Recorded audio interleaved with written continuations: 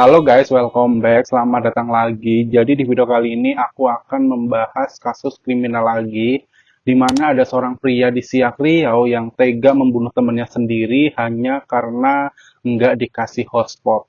Udah serem banget kan, kayak nggak habis pikir aja gitu.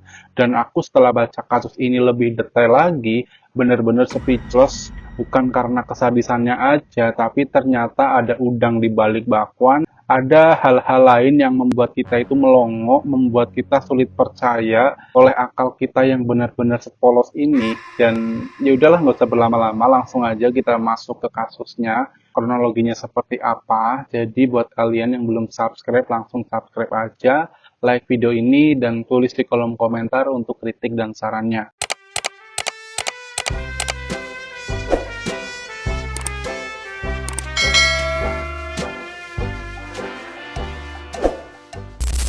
Kasus ini melibatkan seorang pria bernama Iksan sebagai pelaku dan Nofrianto sebagai korban. Hubungan mereka yang diawali dari aplikasi kencan micet sekitar sebulan sebelum kejadian ini terjadi. Pada saat itu, Nofrianto menawarkan jasa kencan 18+, iya benar 18+, Nofrianto dan Iksan. Mereka melakukan bedang-bedangan. Astagfirullahaladzim, Lilis. Ini nggak salah dengar, ini beneran dari berita yang aku baca seperti itu. Dan lalu mereka bertemu untuk pertama kalinya, dan dari awal pertemuan itulah mereka kemudian menjalin hubungan yang lebih intens lagi, sehingga pada tanggal 11 Oktober si Nofrianto ini datang lagi ke rumah Ihsan dengan membawa minuman tuak. Mereka pesta tuak di rumah Ihsan sambil melakukan hubungan jeruk makan jeruk, dan di malam ini Nofrianto meminta kepada Ihsan agar supaya diizinkan untuk tidur bersama istrinya Ihsan. Di sini aja udah bener-bener kayak, ini cerita apa kayak gitu. Entah gimana, mungkin karena sedang mabok parah atau gimana, aku nggak tahu, bener-bener nggak bisa masuk di logika aku. Pada saat itu Ihsan mengizinkan Nofrianto untuk tidur bersama. Dan akhirnya mereka tidur bertiga, dan di sini Nofrianto bukan cuma tidur aja, tapi dia itu leluasa banget untuk meraba-raba istri Ihsan. Dan keesokan harinya pada tanggal 12, Nofrianto udah pulang gitu aja seperti nggak terjadi apa-apa. Dan kemudian dia datang lagi pada tanggal 25, dan ini menjadi kejadian tragis yang terjadi pada tanggal 26 paginya. Jadi pada malam tanggal 25 Oktober di rumah Ihsan, kedua pria ini sedang pesta minuman keras tuak sampai mabok berat. Dalam kondisi mabok ini, Nofrianto minta lagi kepada Ihsan agar bisa melakukan lebih dari apa yang dia lakukan kepada istri Ihsan pada minggu lalu. Dan lagi-lagi, entah karena lagi mabok berat atau gimana, ini benar-benar udah nggak bisa aku cerna dengan pikiranku.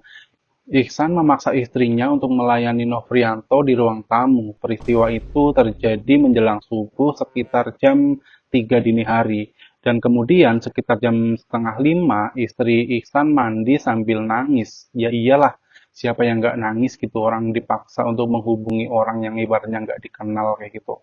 Dan dia kemudian pergi ke pasar untuk berjualan seperti biasa. Karena istri Ihsan ini bekerja jualan di pasar. Dan sekarang di rumah ini tinggal berdua, yaitu Ihsan dan Nofrianto. Dan pada jam 5, Ihsan ini minta hotspot internet ke Nofrianto, dan Nofrianto sempat memberikan hotspot internet sekitar 30 menitan. Tapi kemudian dimatikan dengan alasan paketnya ini tinggal sedikit dan baterainya udah ngedrop.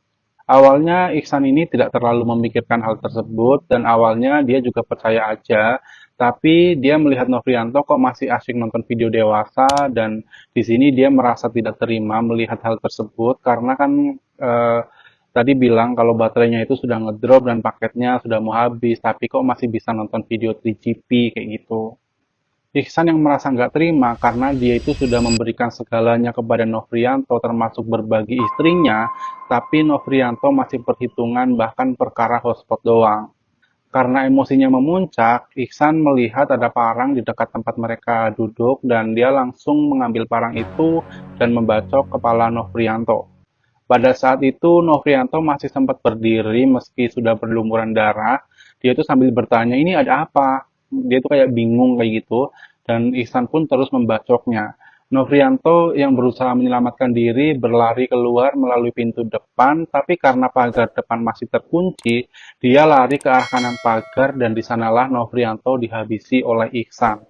Setelah melakukan hal tersebut, Ihsan buru-buru masuk ke rumah lagi. Dia mencuci parang, membakar kasur yang sudah terkena darah, dan menutupnya dengan daun kering lalu dibakar. Tidak lama kemudian, Ihsan menggali lubang sedalam 1 meter dan panjangnya sekitar 2 meter di dekat rumahnya. Jasad Novrianto kemudian dibungkus dengan terpal dan dimasukkan ke dalam lubang tersebut yang sudah digali tadi, lalu ditimbun.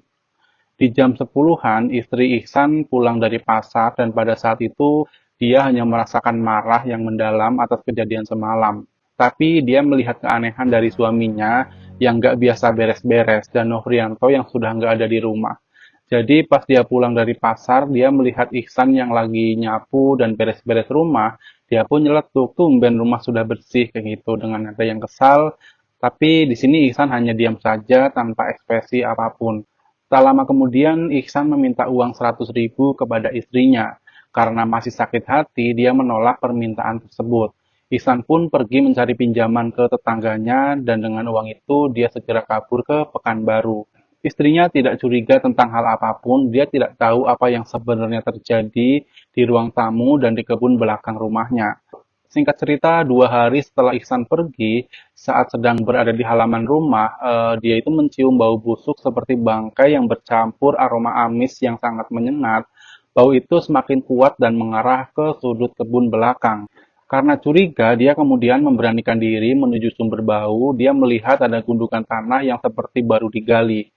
Dengan perlahan dia mengorek-ngorek gundukan itu dan seketika sebuah tangan manusia menyumbul dari dalam tanah. Dia kaget, dia langsung melapor ke Babin Kamtibnas